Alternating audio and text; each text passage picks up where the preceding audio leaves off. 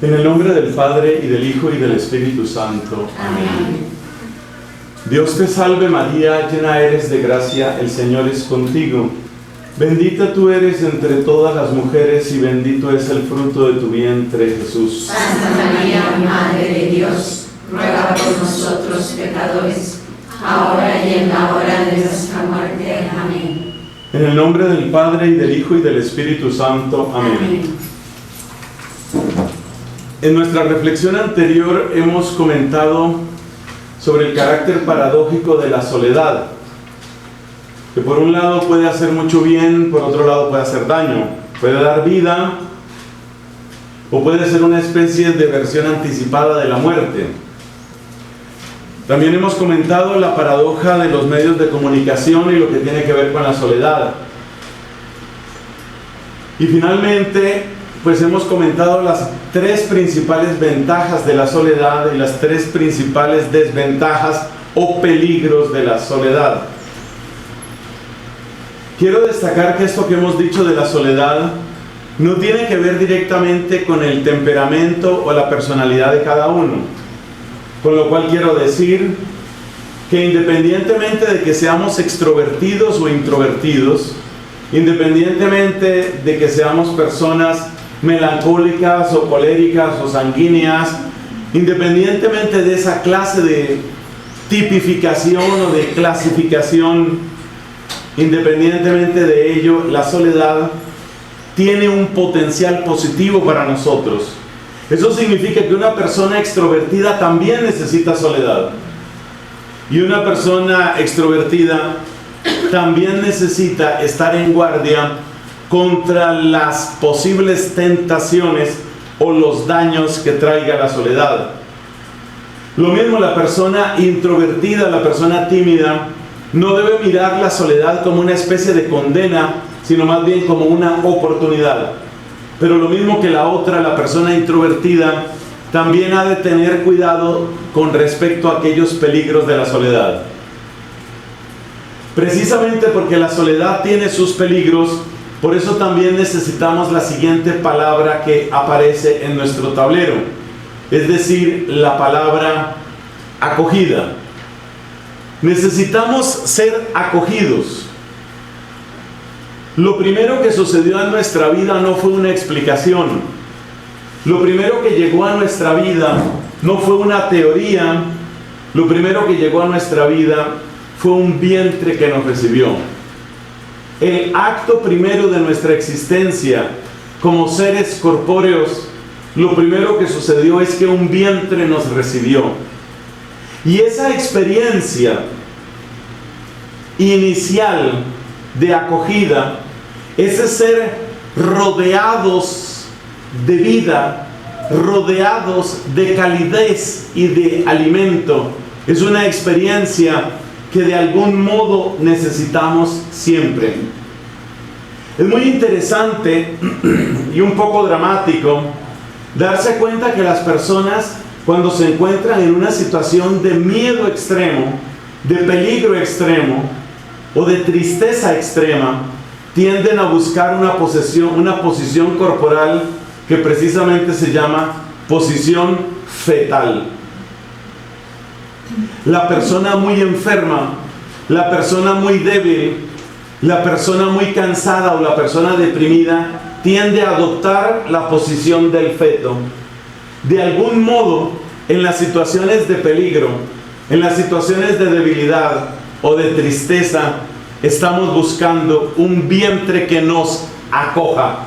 Estamos buscando de algún modo ser recibidos. Esta es una necesidad vital. Esa necesidad vital se expresa también a lo largo de nuestra vida adulta como necesidad de presencia física. Soy plenamente consciente de que hay diferencias en las distintas culturas, hay diferencias en las distintas espiritualidades, pero podemos decir que el grado mínimo de acogida que necesitamos es algo de experiencia sensorial. De hecho, la falta de experiencia sensorial en forma de abrazo, en forma de proximidad, es vista como un duro castigo, incluso como una especie de tortura. Hay un experimento tristemente célebre en el que esto quedó completamente a la vista. Nunca se debe hacer experimentos con seres humanos, pero lo que voy a contar sucedió en seres humanos. 5 bebés que reciben alimento y que reciben hidratación y que reciben la temperatura adecuada y que además reciben cariño, tacto, abrazo. Otros 5 bebés que reciben alimento, que reciben hidratación, que reciben la temperatura adecuada, pero no reciben tacto. Los bebés que no reciben tacto mueren. Esa experiencia brutal, que repito, jamás debe hacerse y que nunca debe repetirse, nos está enseñando algo dramático. También en ese plano necesitamos alguna forma de acogida. Llama la atención que cuando sucede una tragedia en cualquier país, una tragedia natural, una catástrofe, un accidente, un tiroteo, como lamentablemente pasan tantos en Estados Unidos, ustedes ven las fotos, ¿qué hace la gente? Abrazarse, abrazarse. Necesitamos esto, necesitamos acogida. Esa realidad corporal es tan connatural a nosotros que no podemos evitarla. He tenido ocasión de acercarme a algunas culturas distantes de la nuestra. En 2 ocasiones he estado en el lejano oriente, en Taiwán, Hong Kong, Macao, Japón, Corea del Sur. Y ustedes saben que son culturas donde el tacto, la cercanía corporal es mínima. En muchas de esas culturas la gente no acostumbra ni siquiera a darse la mano. Lo que se utilizan son pequeñas venias todo el tiempo.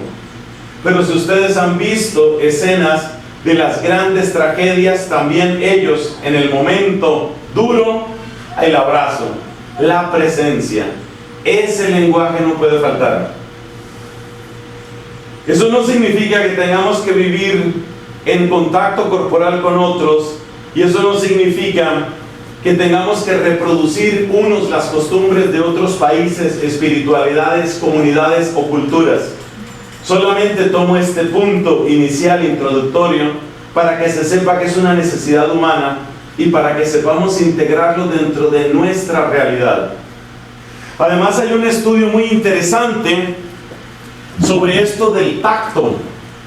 Las culturas donde hay menos tacto corporal son las culturas que luego desarrollan deportes en los que hay muchísimo tacto. Fíjense ustedes, por ejemplo, que Colombia en general, eso cambia de un sitio a otro y de persona a otra como siempre, pero Colombia en general es un país de mucha expresividad, de mucho abrazo, lo que en México llaman apapachar, ese expresar cariño de ese modo. En Colombia nunca ha prosperado un deporte como el rugby o un deporte como el fútbol americano.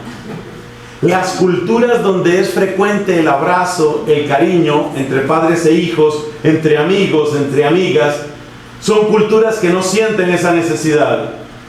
A mí, como colombiano, me resulta grotesco ver un partido de fútbol americano. Eso de que una cantidad de hombres se monten unos sobre otros y estén refregando sus cuerpos y sus sudores y sus caras el uno contra el otro, me resulta grotesco. No cabe duda de que hay una especie de compensación, porque la cultura como tal, la cultura anglosajona como tal, sobre todo con la persona desconocida, es cultura de mano bien distante. ¿Cómo está usted? Usted allá, yo acá, cero tacto. Tengo que saberlo bien, porque estuve viviendo unos años para el tiempo de mi doctorado.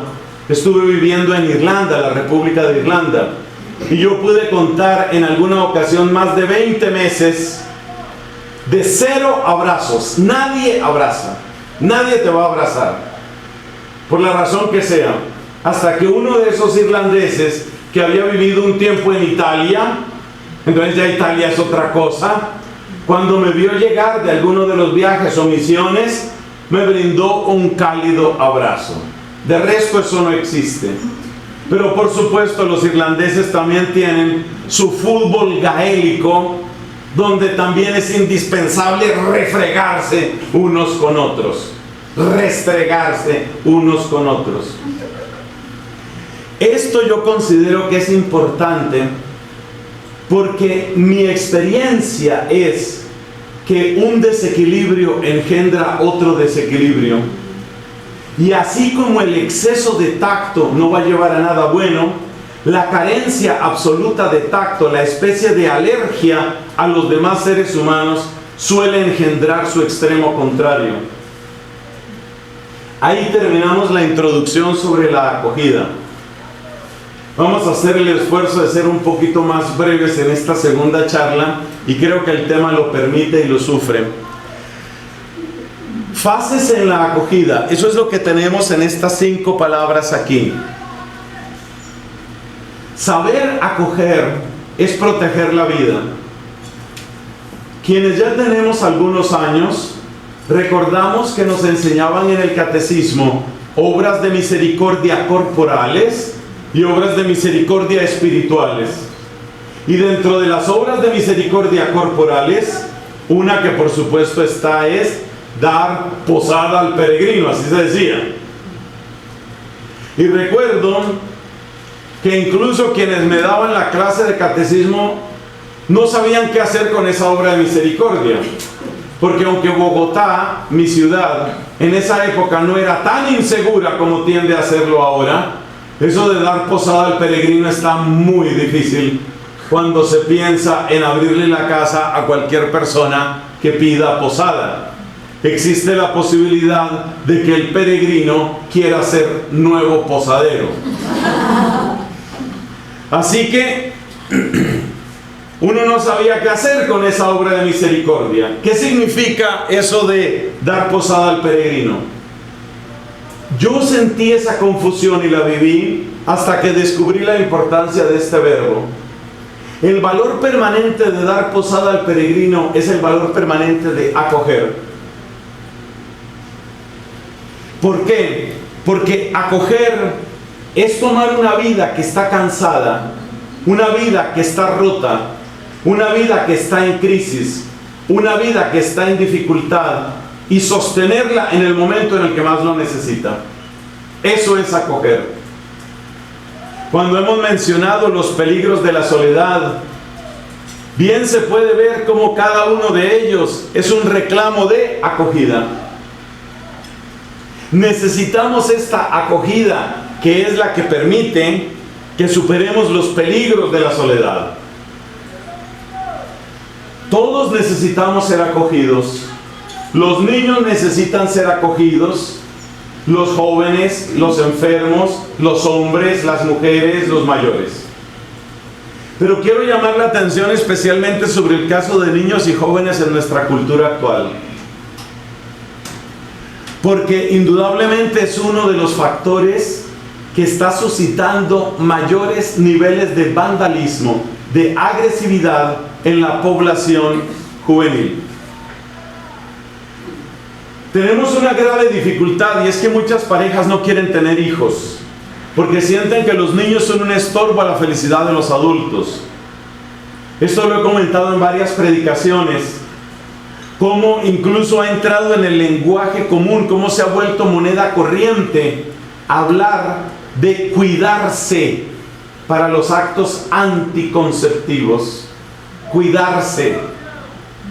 He descrito varias veces la escena de aquellas parejas jóvenes que se encuentran con un amigo y ese amigo puede ser un sacerdote y ese sacerdote puedo ser yo. ¿Cuánto tiempo tienen de casados? Unos 3 años, vamos a suponer para esta historia. Ya tienen hijos. No, padre, por ahora nos estamos cuidando. Más adelante, nos estamos cuidando. Fíjate que hay en una palabra. ¿Qué es cuidarse? Cuidarse es tomar medidas contra un peligro inminente. Eso es cuidarse. Nos estamos cuidando. Es una frase a la cual subyace la idea de que el bebé es el que interrumpe, el que rompe, el que arruina la felicidad de los adultos. Algunos de estos que se están cuidando ya han tenido abortos, que es un acto supremo de rechazo.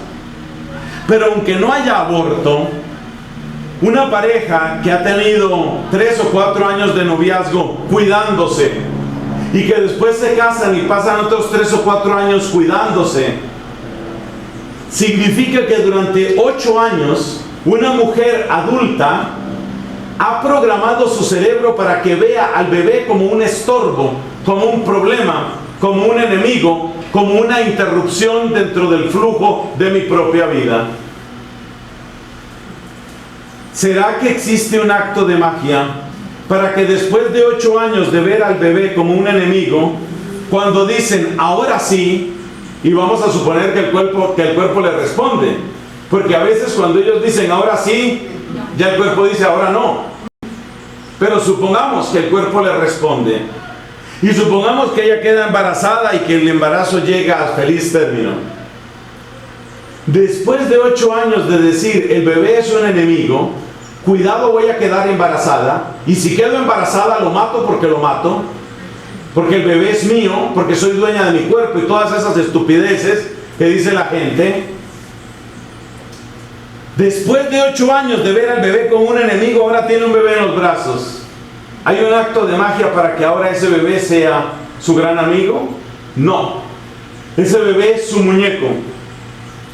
Cuando el muñeco resulta interesante, gracioso y se pueden sacar muchas fotos para publicarlas en Facebook, bueno y sano. Pero cuando el bebé empieza a cansar, ¿cuál es la solución? Ya sabemos cuál es la solución. Se saca un aparato, ¿cierto? Y ese aparato se le pone al frente al bebé. Hace poco leí una estadística escalofriante. En no sé qué país, un país de Europa, tal vez Alemania, los bebés de 3 años de edad pasan más tiempo viendo pantallas que seres humanos. Ese es el fruto de ver al bebé como un enemigo. Es decir, que tener al bebé le llega a parecer simpático a aquella mujer que finalmente decidió, ahora sí el bebé, le llega a parecer simpático, pero pronto se cansa del bebé, pronto quiere recuperar su figura esbelta porque ella está enamorada de sí misma, está enamorada de su cintura, de su busto perfecto, de su cola como ella la quiere, y quiere recuperar ante todo su figura. El bebé muy pronto cansa, el bebé exige demasiado. Entonces, ¿qué hay que hacer con el bebé? Pues al bebé se le pone una pantalla. El bebé estorba. Eso significa que ese bebé, ese infante, desde tempranísimas horas de su existencia, experimenta lo contrario de la acogida. Ese bebé ya siente que es un problema. Ese bebé ya siente que hay que ponerle otra pantalla, otra película, otro juego, otra PlayStation. No hace mucho estaba en un congreso muy bonito de la Divina Misericordia en la ciudad de Cúcuta. Y sucedió una escena que es familiar para ustedes y para mí. Terminadas las actividades, estábamos comiendo en algún restaurante de esos que son al aire libre, dado el clima caliente. A nuestro lado una familia. Los 2 niños menores pegados a sus juegos, a su PlayStation, la PSP, que yo ni sé qué es la otra P, tal vez es Portable o lo que sea, pegado a su PlayStation. La mamá se da cuenta de que el comportamiento del niño y de la hermanita ligeramente mayor, también pegada a otra tableta, la mamá se da cuenta con preocupación de que ese es un comportamiento asocial. Entonces la mamá quiere intervenir. El papá no se preocupa mucho porque el papá cada 3 minutos saca el teléfono para responder un mensaje de su empresa y vuelve y lo guarda. Pero la mamá se preocupa. Ahí se preocupa, bueno, se le abona que se preocupó. Oiga, qué escena la de esa niña cuando le intentan quitar su tableta. La niña no sabe qué hacer en una reunión de familia.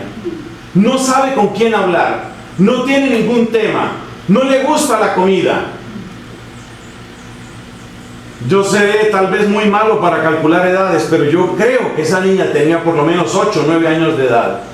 A los 8 o 9 años de edad no sabe qué es tratar con otros seres humanos. Por supuesto, esa persona no se ha sentido acogida. Pasa el tiempo y resulta que papá y mamá trabajan. ¿Por qué trabajan el papá y la mamá? Porque necesitan reunir muchísimo dinero para poder pagarle al psicólogo que le quitará todos los traumas por ausencia paterna. Es el círculo completo, ¿no? Si no trabajamos mucho, no podemos pagar el psicólogo que justificará por qué tenemos que estar ausentes para pagar mucho. Es algo parecido. Entonces, ¿quién educa a los hijos? Empleados de servicio donde los hay, los aparatos, las pantallas donde las hay, donde aprenden lo que es afecto, donde aprenden normas morales, donde aprenden principios de vida, donde aprenden cómo se ama, donde aprenden qué es el sexo. Lo aprenden de mamá internet. Internet es la que tiene que enseñarles todo, o el que tiene que enseñarles. Al fin no se ponen de acuerdo sobre si es masculino o femenino internet, y hay hasta chistes sobre eso. Internet es el maestro o la mamá de todos. ¿Cuál es el fruto de estas personas? Que cuando una persona de estas opta por la droga o por el alcohol, o empieza una vida de práctica homosexual o cualquier cosa de esas, que ya entra a ser una preocupación de los papás, ahí como que despiertan los papás y dicen: oye, mi hijo está metiendo heroína hace 1 año y yo no sabía. En ese momento el papá despierta: ¿qué pasa con ese hijo? Cuando ya despiertan, cuando ya quieren intervenir en la vida de los hijos reaccionan con violencia. Es mi vida, dicen. Yo hago con mi vida, yo hago con mi cuerpo lo que a mí me parezca. Esas son las consecuencias de la falta de acogida. Los niños no se sienten recibidos. Muchos de estos jóvenes sienten que no fueron abortados en su gestación, pero que fueron abortados después de nacer, porque son un estorbo, porque son un problema. Ahí tenemos raíces muy profundas de gravísimos problemas infantiles, juveniles, de agresividad, de vandalismo y de otra clase. He destacado este caso de la juventud porque soy consciente de que muchas de ustedes están vinculadas al mundo de la educación. Y este mensaje hay que hacerlo llegar a las familias de la manera apropiada, en el momento apropiado, pero eso hay que hacerlo llegar. Y otra cosa, hay que hacerlo llegar a los mismos jóvenes, porque lo que yo conozco de los jóvenes, no se están preparando para superar, sino para empeorar las cosas. Tanto que en sus propias relaciones de noviazgo, incluso en sus relaciones de matrimonio joven, el lenguaje que muy pronto instalan es el lenguaje de: tú vas a seguir con tu mundo y tus amigos, yo voy a seguir con mi mundo y mis amigos. Es decir, son parejas que ya empezaron a separarse el día que se casaron. Ya empezaron a separarse, porque en realidad nunca juntaron sus mundos, porque no juntaron sus economías, porque no juntaron sus horarios. Pasos en la acogida. Primero, escuchar. Segundo, entender. Tercero, comprender. Cuarto, ampliar. Y quinto, enviar. Ustedes se dan cuenta que este es un movimiento que implica el recibir, pero también implica el ayudar a que la persona se reintegre en su vida. O sea que lo primero que voy a destacar en esta presentación general de la acogida, lo primero que quiero destacar es que ninguna acogida es definitiva, por la sencilla razón de que el único que puede acogernos por toda la eternidad es Dios. Es decir, toda acogida termina siempre en un envío.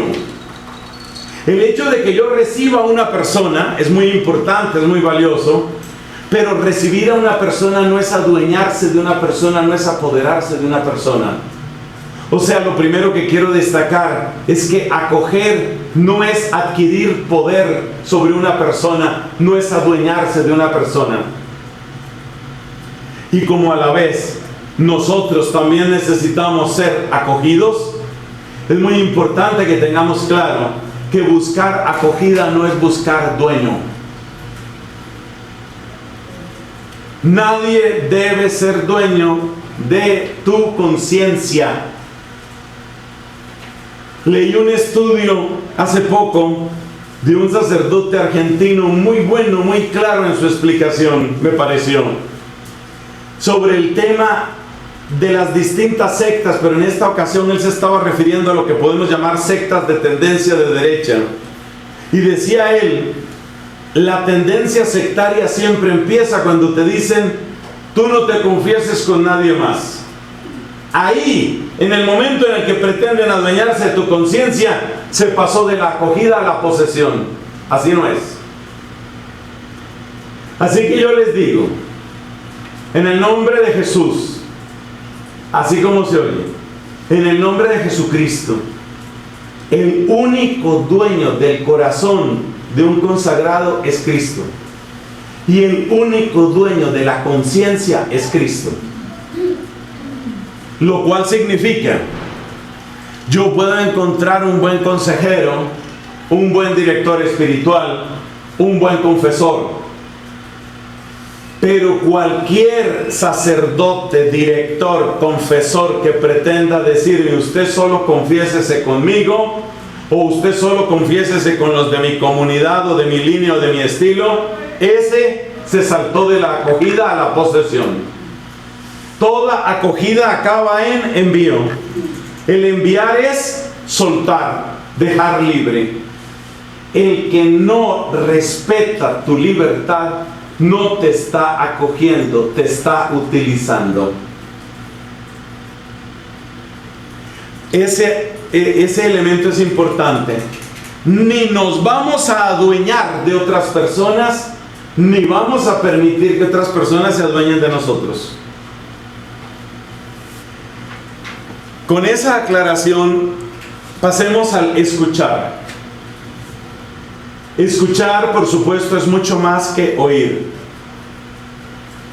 La gran diferencia entre escuchar y oír es que el simple oír es una realidad pasiva.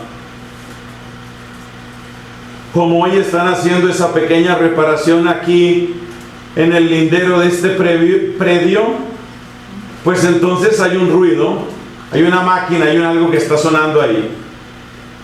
Yo no puedo evitar oír la máquina. Quizás eso está quedando también en la grabación. Bueno, sea por Dios. Yo estoy oyendo eso. Mi actitud es pasiva. Mi pensamiento no está en la máquina esa, mi pensamiento está en otras cosas.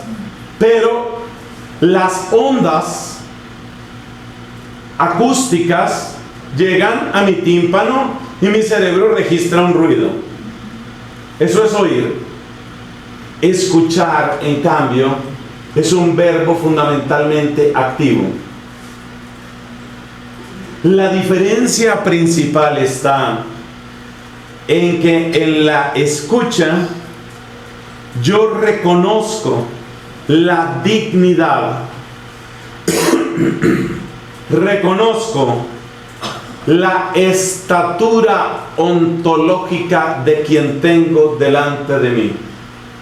Es decir, el valor que tiene esa persona delante de mí. El oír no implica valorar. Ahí hay unas ondas que viajan por el aire y que llegaron a mis oídos, ya está. En cambio, el escuchar implica el valorar quién está delante de mí. Se trata de una persona humana, se trata de una historia, se trata de una persona humana, una persona que tiene su autonomía, su valor, sus gustos, sus preguntas, sus decepciones. Por eso, el verbo escuchar está siempre impregnado de un profundo respeto. Quiero recordar con ustedes el capítulo 3 del libro del Éxodo, el pasaje de la zarza ardiente. Y quiero recordar ese dato que sin duda nos llamó la atención la primera vez que escuchamos o leímos ese pasaje. Dios le dice a Moisés: quita las sandalias de tus pies. El lugar que pisas es santo. Quita las sandalias de tus pies. En nuestra cultura eso es extraño. Con estos mismos zapaticos llegué yo de la calle y con estos mismos zapatos he recorrido toda la casa. Quizás el sentido de ese pasaje se vuelve más evidente cuando nos asomamos a otras culturas donde la gente se quita los zapatos. Me llamaba la atención precisamente en toda esa región, especialmente en Corea, en Japón lo vi, donde la gente siempre se quita los zapatos. Eso tiene varias dimensiones.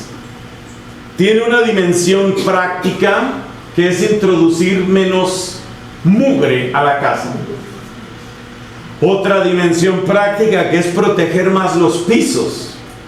Evidentemente el calzado de calle, sobre todo si se trata de tacones de señoras y señoritas, maltrata el piso. Pero tiene también un significado emocional de acogida. Ahora ya no estás en la calle, ahora te he recibido en mi casa.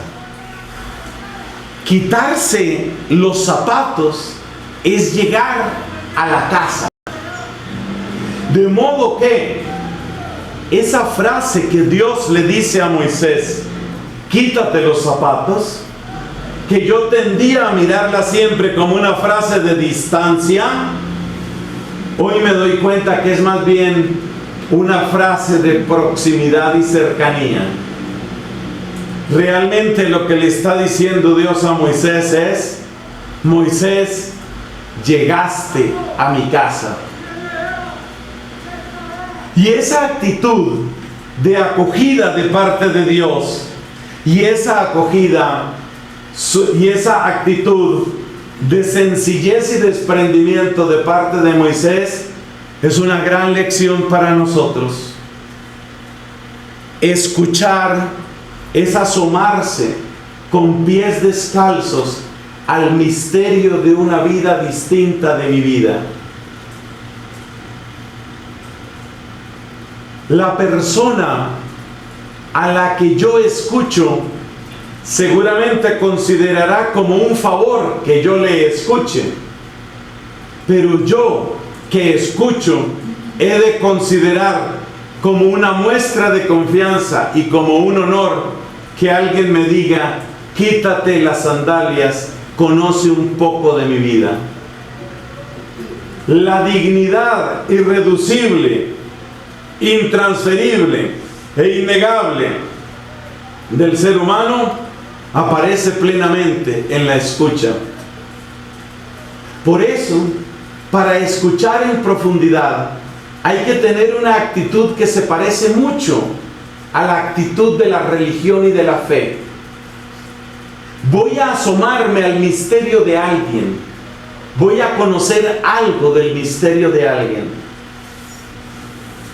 Las parejas, después de años y años de matrimonio, todavía se siguen conociendo, lo cual demuestra que el ser humano es inagotable. Entrar en el camino de la escucha es entrar en una actitud casi de veneración. Un gran filósofo llamado Paul Ricoeur fue amigo personal del Papa Pablo VI. Con una formación humanística, filosófica y teológica tan amplia como la de Pablo VI, muchos son los elogios que podrían hacerse de este Papa, el Papa Montini. Le preguntaron una vez a Paul Ricoeur qué recuerdos tenía de Pablo VI y sobre todo qué era lo que más admiraba de Pablo VI. Y respondió Ricoeur: su manera de escuchar. Dice Paul Ricoeur: cuando Pablo VI, cuando el Papa, cuando escuchaba a alguien, parecía que no existiera absolutamente nada más en el universo. Si tomamos en serio que el ser humano es imagen de Dios, si tomamos en serio que Dios brilla y resplandece en el misterio de cada ser humano, entrar en el santuario de otro ser humano es muy parecido a entrar en un templo. Eso es escuchar. Esa actitud casi contemplativa, esa actitud tan próxima a la veneración, es la que hace que la otra persona pueda sentirse en casa dentro de sí misma. Por favor, recuerden ustedes la manera como San Agustín describe su conversión. Con su penetración psicológica habitual, he aquí las palabras que utiliza San Agustín. Empieza, ¿no? Oh hermosura tan antigua y tan nueva, tarde te amé. Y dice esto: tú estabas dentro de mí, le dice a Dios. Tú estabas dentro de mí y yo afuera. Oiga esa profundidad. Tú estabas dentro de mí y yo afuera. Deforme como era, me lanzaba sobre aquellas cosas que sin ti no existirían. La condición del hombre en pecado, la condición del hombre fracturado, la condición del hombre fracasado, es precisamente la que describe San Agustín. Es la condición del hombre en huida de sí mismo. Escuchar es una sublime obra de caridad, porque es, oye esta definición que me fascina, es ayudarle a una persona a que se sienta en casa consigo misma. En la medida en que el proceso de escucha es más completo, yo le ayudo a la persona a que no huya de su misterio. Si Dios nos concediera la gracia de saber escuchar, sobre todo a los jóvenes, pero todos son importantes, toda criatura humana. Si Dios nos concediera esa gracia, porque yo veo sobre todo en los jóvenes una tendencia a huir al ruido, sobre todo, huir a la fiesta, huir al oropel, huir al vicio. ¿Qué es escuchar? Es facilitar que la persona vuelva a sentirse en casa con ella. Con ella. San Agustín dice, es que yo no me sentía en casa conmigo. Esa es la gran tragedia del que está en pecado, del que está en fracaso, del que está en ruptura interior. El que está en esas condiciones, ¿qué está viviendo? Huida de sí mismo. Está huyendo. En la medida en que escuchamos, ayudamos a la persona a que retorne con serenidad a sí misma, a que vuelva sobre sí, a que reencuentre en los hilos rotos de su existencia malograda la posibilidad de tejer un futuro. Es una obra sublime de amor, escuchar. Ayudar a la persona a que recupere las hebras, los hilos rotos de su pasado para poder tejer de nuevo un futuro. Eso es escuchar.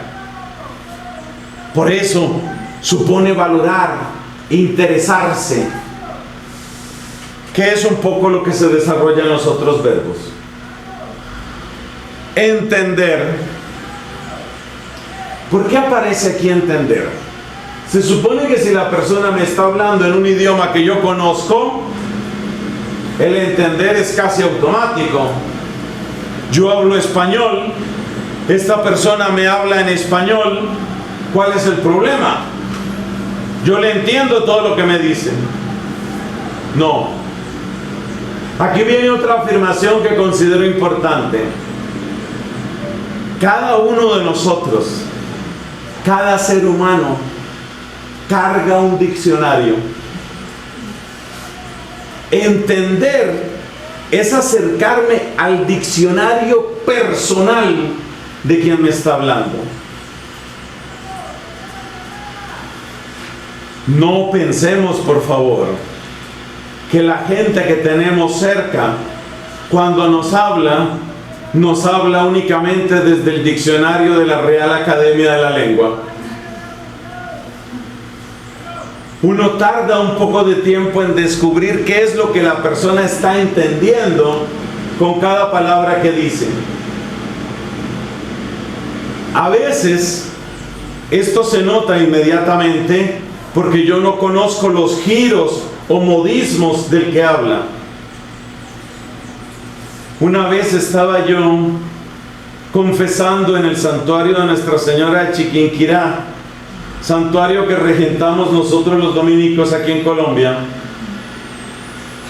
Sentado en el confesionario,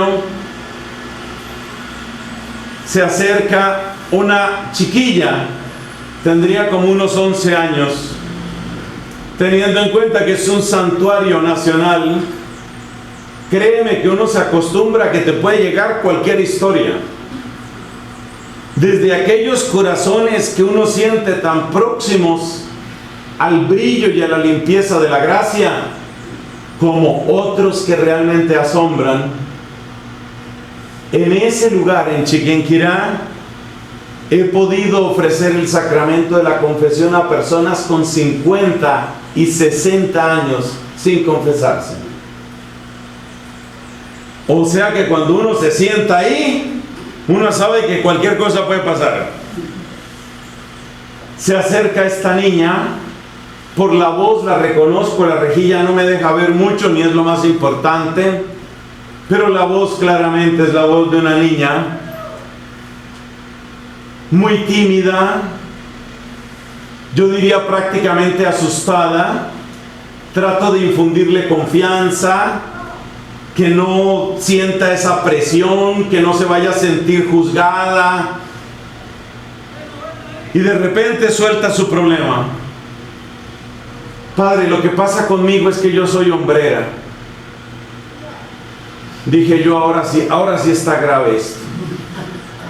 Una niña de 11 años, hombrera. Pero yo no sabía que era hombrera. No podía imaginarme que era hombrera. Claro, como tantas cosas pasan y como hay tantos abusos, y como ya me ha pasado tantas veces que los niños se acusan de los abusos que les hacen los adultos, pues mi mente llega un poco por ese lado. Una pobre niña hombrera me ha tocado hoy. Entonces le pregunto con discreción y respeto, ¿quieres explicarme por favor cómo es lo de hombrera? Padre, es que me da pena. Decimos en Colombia me da pena como me da vergüenza, ¿no? Porque en casi muchos otros países me da pena, me da dolor. Pero aquí en Colombia se utiliza como me da vergüenza. Padre, me da vergüenza. Ay Dios, ¿qué le habrá pasado a esta criatura? Bueno, pero trata de explicarme. Es que no sé decirle con palabras. Tiene que verme, Padre. ¿Tengo que ver qué? Yo no sabía qué hacer. Ella no esperó más, se salió del lado del confesionario y pasó al frente. Y me dijo, es que hay veces que mi mamá me dice algo y yo hago así.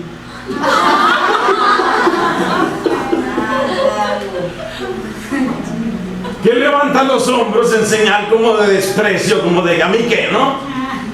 Eso para ella era ser Hombre, ahí acabó la tragedia.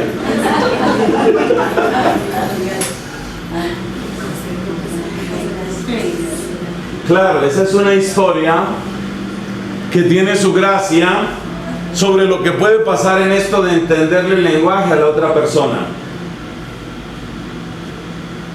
A veces las cosas no son tan sencillas. Les cuento otra historia que me sucedió también en confesión, esta vez en mi convento en Bogotá. Se acerca un señor y me dice: padre, hay muchas cosas de las que quiero acusarme. Bueno, dice algunas, que faltó a misa, que no sé qué. Pero sobre todo, padre, quiero acusarme porque yo he sido infiel a mi pareja. Infidelidad. Ok. Pero me llamó la atención la frase: infiel a mi pareja. No es tan frecuente que una persona hable así. Tal vez diría infiel a mi mujer, infiel a mi esposa. Entonces lo primero que yo pensé es: este no se ha casado, por eso dice infiel a mi pareja. Después de 3 preguntas resulta que la pareja era otro hombre. O sea que el entender no es automático. Si yo me quedo únicamente con lo que las palabras significan en el diccionario de la Real Academia, probablemente me quedo sin entender. Pero hay otro sentido más profundo del entender que no tiene que ver con las acepciones de las palabras. Es descubrir de qué modo entiende la persona lo que está diciendo. Por ejemplo, me he encontrado varias veces, de nuevo en el sacramento de la confesión, personas que consideran que si están en una relación de noviazgo, automáticamente tienen derecho a tener intimidad. O sea, para ellos la palabra noviazgo significa relación afectiva entre 2 adultos que incluye derecho a la intimidad. Esa es la definición que ellos entienden.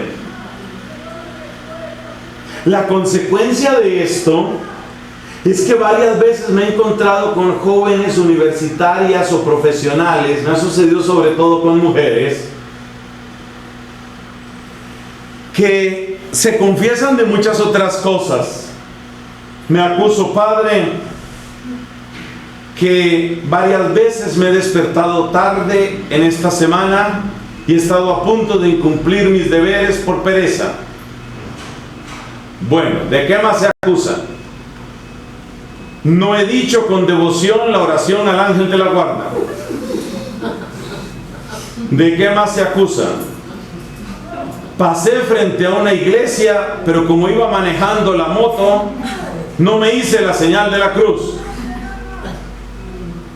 Bueno, esos pecados no parecen demasiado trágicos. Pero como ya uno algo conoce, uno dice, esta joven, a la edad que tiene y en la condición que tiene, probablemente pues puede tener otro tipo de faltas. Yo no soy el Padre Pío, lo admiro, lo quiero, le pido su intercesión, pero yo no soy el Padre Pío. Simplemente que, a ver, después de más de 20 años de sacerdocio, tú algo sabes de la naturaleza humana.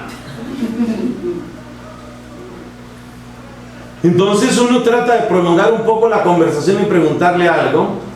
Tú eres estudiante, sí, bueno, tus deberes, tu familia. En lo cual hay que tener mucho cuidado, porque resulta que si la gente siente que uno está preguntando mucho, lo sienten entrometido y algunos incluso morboso, pero es que uno tiene que preguntar, y ya vas a ver por qué.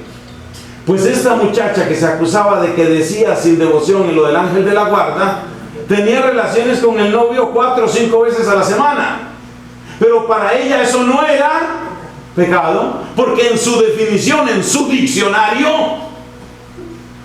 noviazgo incluye sexo normal.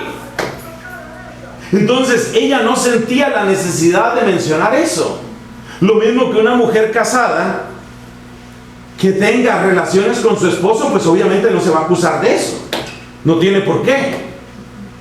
Pues esta, que no está casada, se acusaría si ella fuera infiel al novio. Pero si es con el mismo novio con el que tengo sexo todas las veces que yo quiera, normal. Por eso hay que entender. Saber escuchar implica esto. ¿Qué está entendiendo la otra persona? ¿Qué significa novio? ¿Qué significa amigo? Como ustedes son educadoras en buena parte, les pido que tengan mucho cuidado con una expresión: Jesús es mi amigo, Jesús es tu amigo. Tengan cuidado con esa frase. ¿Por qué? ¿Ahora hay peligro también con eso? Sí hay un cierto peligro. En el lenguaje de la mayor parte de los jóvenes hoy, un amigo es alguien que jamás se opone a mis gustos, a mis criterios o a mis opciones. De manera que para la inmensa mayoría de los jóvenes que yo he conocido, hasta ahora nunca he ido a un colegio Cumbres. Para los jóvenes que yo he conocido, amigo prácticamente significa cómplice. Entonces, si yo le digo a mi amigo algo, lo que yo espero es que me acepte, que me acoja, que me consuele, que me anime, que se ría o que llore conmigo, pero no que me corrija, no que pretenda interrumpir mis decisiones.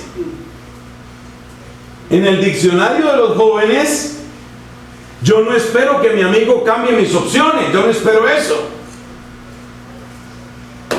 Yo no espero eso. Yo veré cómo organizo mi vida. Entonces, por favor, tener cuidado. La expresión de que Cristo es amigo crea la falsa impresión en muchos jóvenes de que Dios está en sus vidas únicamente para darles palmaditas en la espalda y únicamente para decirles: aquí no ha pasado nada, no te preocupes, sigue adelante, vas a vencer, el Señor te va a bendecir. Eso es lo que ellos esperan de un amigo. Por supuesto, Jesús tiene una definición muy diferente.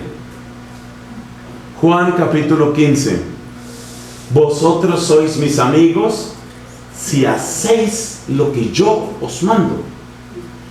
Ese versículo, por experimento, léanselo a algunos de los jóvenes de hoy y verán que se quedan, como dicen en algunos países, alucinando. ¿Qué quiere decir eso? ¿Qué tal un amigo que me diga que yo soy su amigo si hago lo que él dice? ¿Cómo así? Entonces, ¿entender qué es? Entender es descubrir el diccionario de la otra persona. Comprender. Ese es el siguiente verbo en la acogida. ¿Qué implica comprender? Ya vamos más allá de las palabras, claro, porque esto va en proceso, ¿no? Cada cosa es como prerequisito para la que sigue. ¿Qué significa comprender? Comprender es descubrir qué implica, qué pesa en la persona eso que está entendiendo.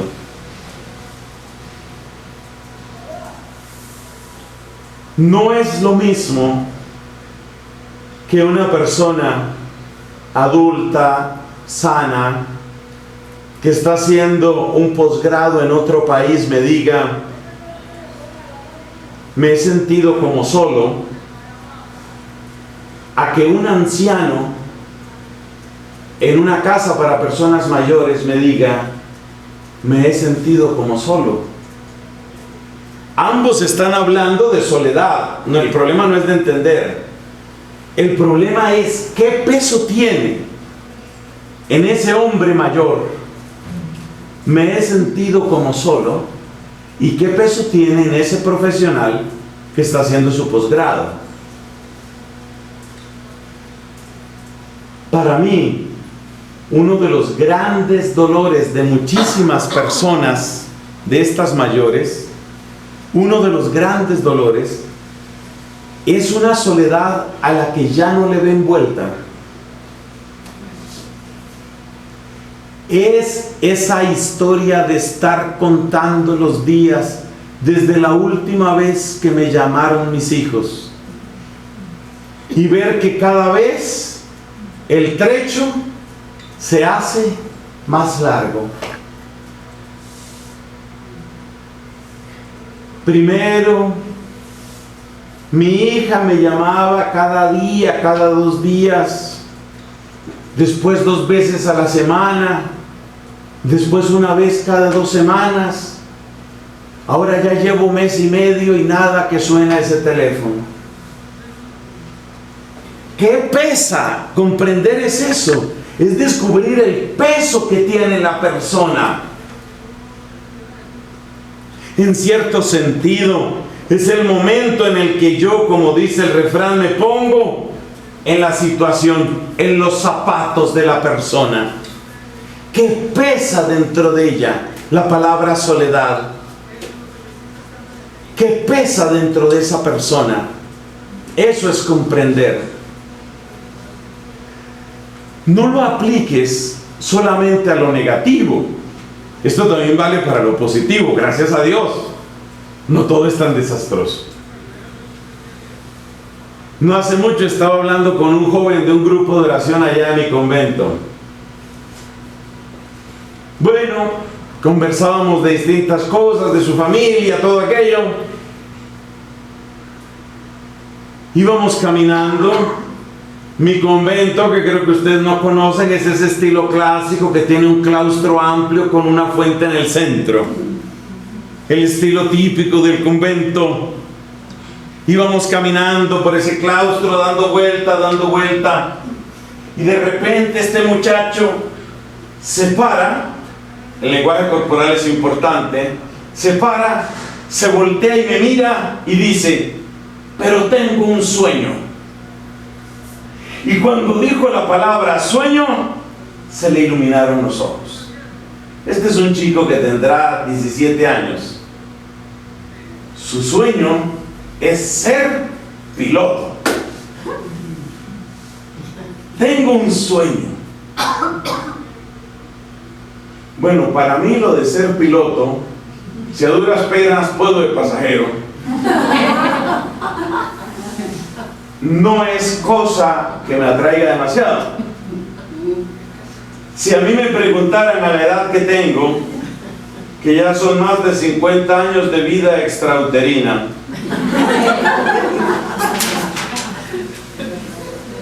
si a mí me preguntaran a la edad que tengo, ¿qué significa la palabra sueño para mí? Hay muchas cosas que ya no son sueño para mí. Pues, o sea, que Dios me guíe, que tenga piedad, que me guíe con misericordia, pero yo no sueño ni grandes cargos, ni grandes dineros, ni grandes países, ni viajes, ni cosas de esas. O sea, la palabra sueño es una palabra que ya para mí a esta edad significa algo distinto. No en el diccionario, sino en qué, en la intensidad. En cambio, para él, tener un sueño era como tener una estrella que va a guiar mi vida. Voy a ser piloto, un día voy a levantar un avión. Eso es comprender. Comprender es eso, es descubrir cuánto pesa en la otra persona. Este itinerario que estamos describiendo es el que el Papa Francisco quiere que practiquemos con todas las personas. Antes de emitir un juicio, probablemente un juicio condenatorio, por favor, este itinerario. ¿Qué significa para la persona su sufrimiento, su dolor, sus sueños? Ampliar. Ese puede parecer un verbo extraño. Ampliar es ampliar la perspectiva, es ampliar el ángulo de visión. Cuando ya la persona me ha contado su sueño o me ha contado su dolor, yo le ayudo a situarlo en perspectiva. Eso es parte de la acogida. En el momento en que yo descubro el peso que tienen las cosas en las personas, en el momento en el que hasta donde me es posible entro en el mundo de la otra persona, también soy capaz de ampliarle un poco la perspectiva. Porque especialmente en las horas de dolor, una tentación que todos tenemos es absolutizar lo que estamos viviendo. En el libro de las Lamentaciones hay una frase dramática referida al tiempo del destierro. Mirad si hay dolor como mi dolor. Esa frase dramática queda muy bien en el tiempo del destierro, donde los judíos llegaron a extremos absolutos de humillación, de sufrimiento y de tragedia.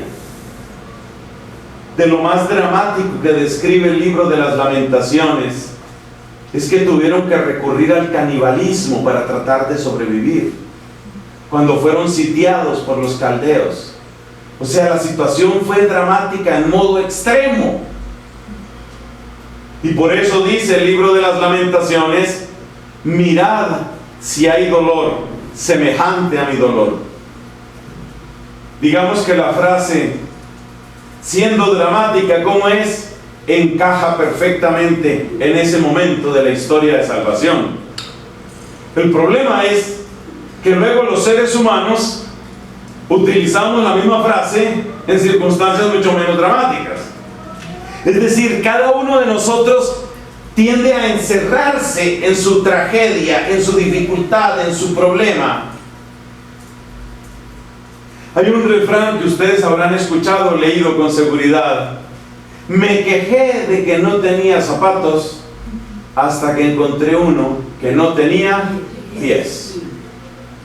O sea, el que no tiene zapatos absolutiza su problema. Pero ¿cómo así? Yo sin zapatos, a estas alturas sin zapatos, todo el mundo con zapatos, yo sin zapatos.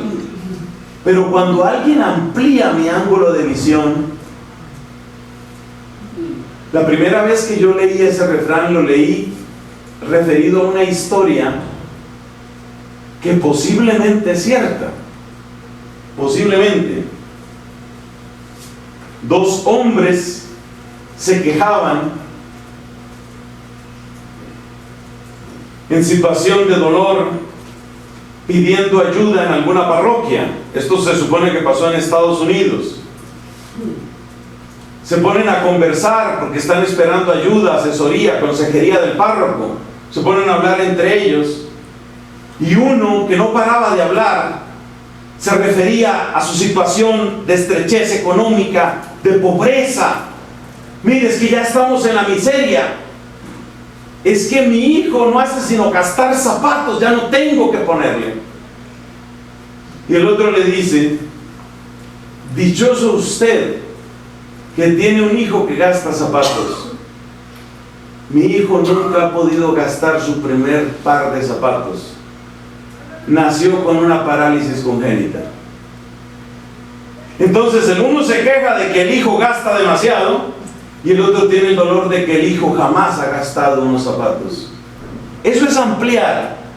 Y es parte, óyeme bien, es parte de la caridad de la escucha esto, ampliar. Ayudar a que la persona sitúe lo suyo, su sueño, su dolor, su búsqueda, su pregunta en un contexto más amplio. Porque ahí es donde la persona empieza a ser libre.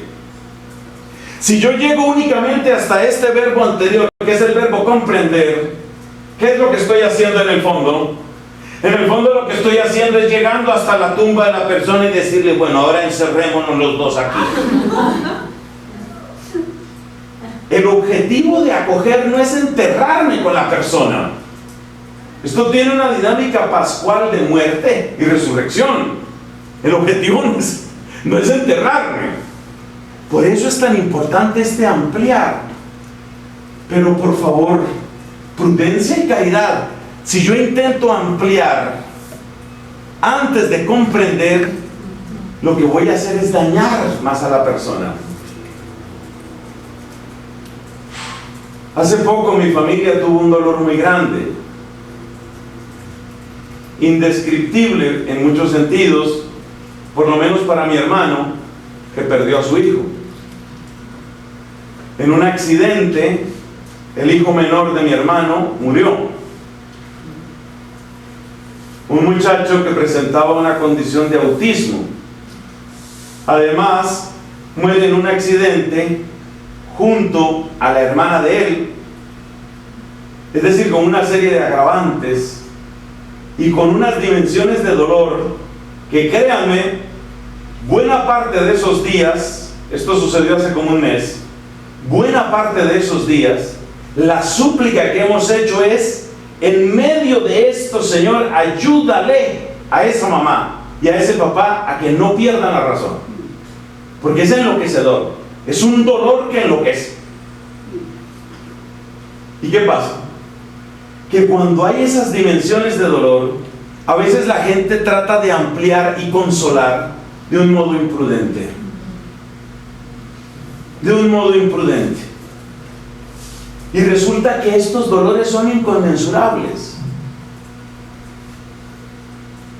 Cuando llegábamos a Estados Unidos con mi padre y con otro hermano, precisamente para acompañar en el duelo al que vive allá y que perdió a su hijo, el señor que nos recibió en inmigración en Estados Unidos nos contó algo que me pareció dramático. Nos dijo: ustedes se dan cuenta que hay una palabra para describir al hijo cuando pierde al papá, se llama huérfano. Hay una palabra para describir al esposo que pierde a la esposa, se llama viudo. No hay una palabra para describir al papá que pierde al hijo. Ni siquiera hay una palabra para eso. O sea, es como inconmensurable. Y la gente, realmente, yo siento dolor por mi sobrina, por mi otro sobrino, los que han sobrevivido, y por mi hermano y su esposa. Siento gran dolor. No solo por lo que vivieron, sino por la cantidad de gente que es imprudente y no se da cuenta que es tan difícil en esos momentos. Tanto que mi sobrina tuvo que poner en su muro de Facebook, tuvo que poner una página muy buena, consejos que da un psicólogo en esas circunstancias, básicamente para decirle a la gente: por favor, antes de hablar, piensen qué es lo que nos van a decir, porque ya estamos muy lastimados. En esto hay que tener una delicadeza, en esto hay que tener una caridad, en esto hay que tener una suavidad que hay que pedírsela al Espíritu Santo. Gracias a Dios y gracias a la oración literalmente de miles de personas, yo les puedo decir que en este momento esa familia ahí va. Pero por supuesto seguimos necesitando, sobre todo ellos, mucha oración, mucha. Solo después de que se ha comprendido un poco el peso que eso tiene, ya se puede pasar a ampliar. En la homilía, porque además a mí me tocó dar la homilía, yo creo que es la homilía más difícil de toda mi vida. En la homilía, yo recordaba el caso de Ezequiel, el profeta, que cuando fue llevado por Dios para visitar a los desterrados, permaneció 7 días en silencio. Y la explicación que da el mismo profeta es: porque vi que era muy profundo su dolor. O sea, Ezequiel tomó 7 días para comprender, antes de abrir su boca. Pero hay que abrir la boca. Al final hay que abrir la boca. No se puede omitir esa parte. Hay que ampliar. 7 días después, o 7 semanas después, o 7 años después, hay que abrir la boca. Hay que ampliar. Y después de ampliar, después de que la persona ha recuperado una cierta perspectiva, La última fase de la acogida es enviar. Esto se parece a lo que hacen los médicos. Lo último que hace el médico conmigo no es darme posada permanente en su consultorio. Yo no espero que el médico me lleve a vivir a su consultorio. ¿Qué es lo que yo espero?